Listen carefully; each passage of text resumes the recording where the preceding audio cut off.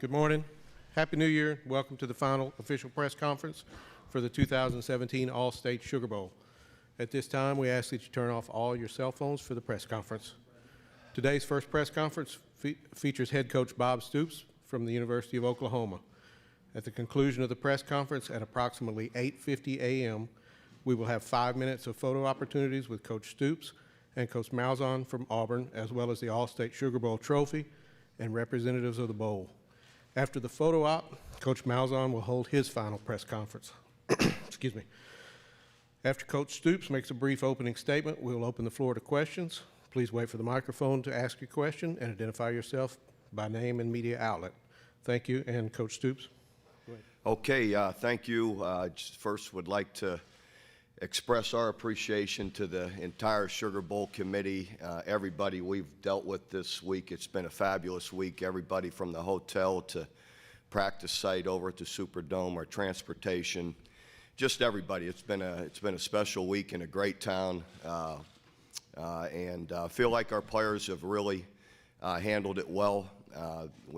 Everybody's been attentive and on time at meetings, practice, those kind of things. So I feel like we've had a great week of preparation, and excited to play an excellent Auburn football team, team that's now healthy.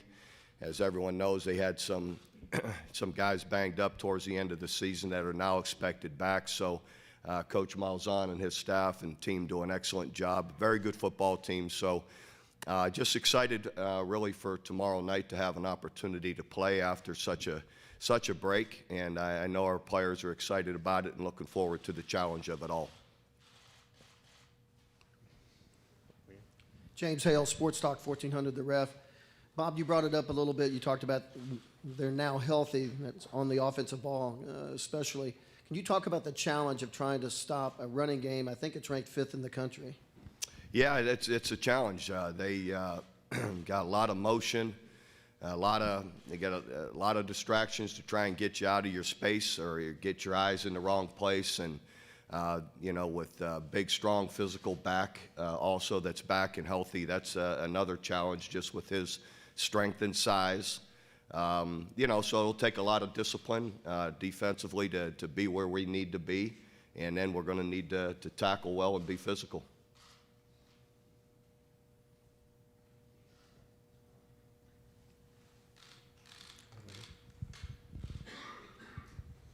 Barry Trammell from the Oklahoman. Bob, a couple of weeks ago at your press conference, you mentioned that you worried about the damage to the brand with the release of the video. In the couple of weeks since then, what's your impression on how you guys have handled that and what has been the fallout from it? I can't say that I've been able to keep up with entirely what all that has happened. I know in the end, I gave our reasoning and our intention to help build a young man and give him a second chance and regard and that's what we did and 2.5 years ago, and feel like this young 18-year-old deserved that opportunity and has made the most of it really overall, and don't believe all his opportunities need to be finished in a reactionary moment, split second reaction to something. And he's been given another opportunity and has grown from it, and it's been really been a positive influence around our team.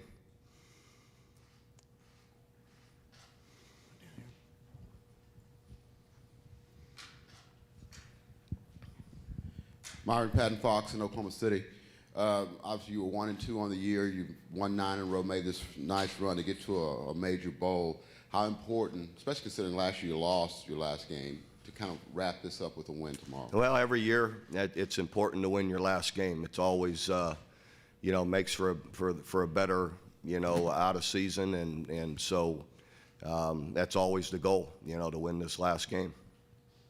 Dean Blevins, News 9 Sports.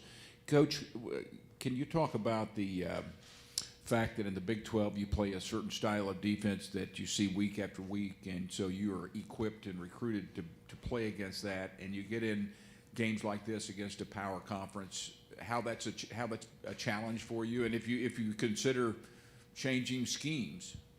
You can only change so much, but you know, every team you play is a little bit different in different ways. You know, this team and the way they try and run the football with the quarterback, as well as all the different motions and, you know, and the number of running backs they get in the backfield at one time. You're going to see 3 of them back there, or motioning a receiver back there a lot. So they just have different methods of doing it. You know, in the end, you practice it, and you still gets down to blocking, tackling, and executing. You know, regardless of the style that you play. Gary Nemig of the Tulsa World.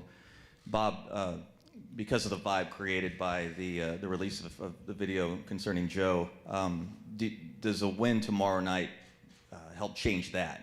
Does it make that more important to sort of feel good again, just surrounding the vibe of the program? Well, I don't, you know, that's not going to change that. So we've won a lot of football games already, and that hasn't changed that. So in the end, it is what it is. We'll continue to move on from it. We do have a very positive vibe around our building, in our hotel, at our practice. And, you know, so winning, you know, can help continue that. But, you know, some of it won't change.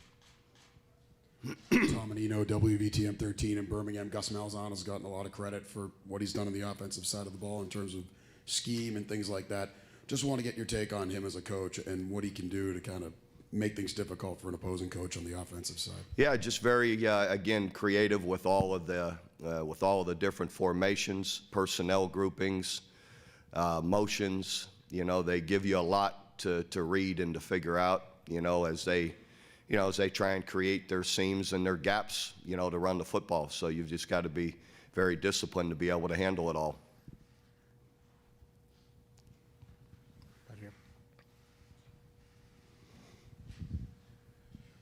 Could you comment on the health of under Mark Andrews? He kind of got off to a fast start of the season, and as Dede kind of emerged, seems like he kind of went to the background. I know he's kind of banged up.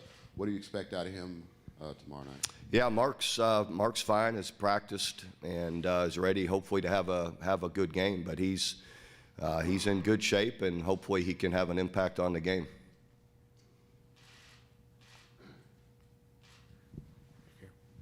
Bob, your offensive line, James Hill, Sports Talk 1400 The Ref, your offensive line really came on during the year, even when you lost a starter and Ben stepped up there.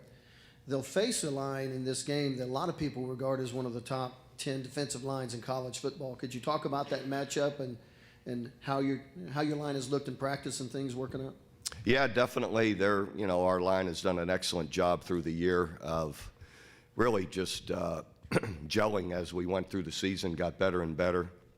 We're going to face, as you said, a great defensive line. The 2 guys that really stick out are, you know, Lawson and Adams, great players up there.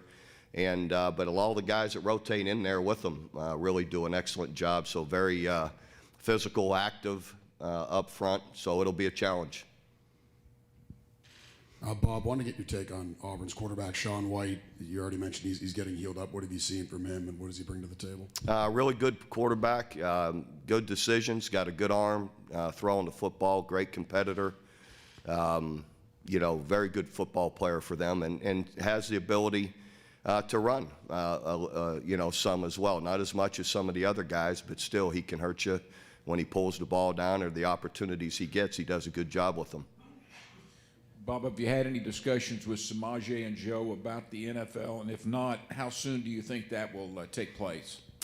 We've just had some preliminary discussions, but, you know, that's something the following week after the game that'll be talked about more.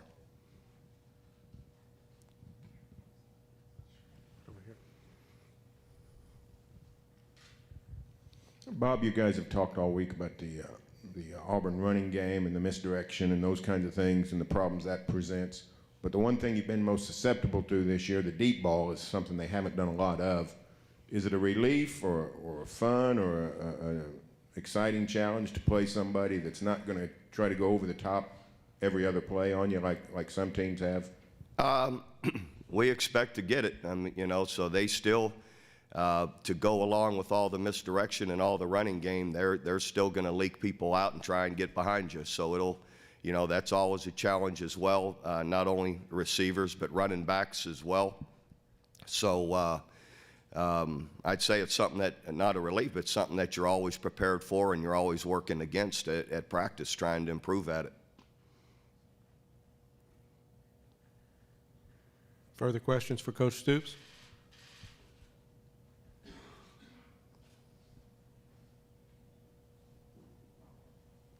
There we go. Your Not gonna let you go early, Bob. Yeah, I guess. This is your third trip to the Sugar Bowl, your second in the last 3 years, so a lot of your coaches and some of your players have been here. You had a run like this with the Fiesta Bowl, 06 through 10, went to 3.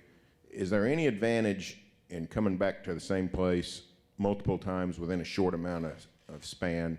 Just comfort level, knowing what you get, those kinds of things. Sooners used to have it with the Orange Bowl in the old days. Is that become any kind of advantage or help? Well, I don't know how much of one. I think you do have a level of comfort and familiarity with everything that's coming to you, that, you know, your practice, your hotels, the way it's going to all flow and operate, your meeting rooms. So you have a great comfort in knowing, you know, it's going to be done well, as everybody here does it so well. But does that end up transferring to the field? I don't think it has a lot to do with it, really. When it gets down to it, your execution on the field, you know, still gets down to that reaction, that moment of being out there and being able to make plays when you get the opportunities, and who will make more plays than the other, and who will be able to come up with those plays when you need them. So I don't know that, you know, just the familiarity and all has that much to do when it gets right down to it. Bob, the Big 12 gets hammered quite a bit from a reputation standpoint. If you guys win, it goes 4-2, I guess. How do you think the league has fared in the bowl season? It seems like they've done pretty well. I can't say that I'm up to speed with everybody, to be quite honest with you. That you guys get it. I'm in meetings, I'm in practice. You guys pay attention to all that. I'm not. That's not my job, you know. So I can't say that I'm up to speed on how everybody else is doing. But you know, a few of the ones I've paid attention to seems like they played pretty well. But we'll see. You know, Bob, early in the year there seemed to be a thought that your leadership wasn't there yet, you know, but talking to a lot of these guys, it seems like your seniors have really stepped up. They all brag them up. They all talk about them. Now, Baker's always been that guy, but it seemed like a lot of the other guys, Ahmad and Jordan Evans and things, it seems like they really love being a senior here at this game. And has that been something that's been present at practice and around the program over the last few weeks? Yeah, I think it's fair to say it definitely improved somewhere there in the middle part of the year, where they took a little more ownership of it and, you know, and stepped it up more as the season went on.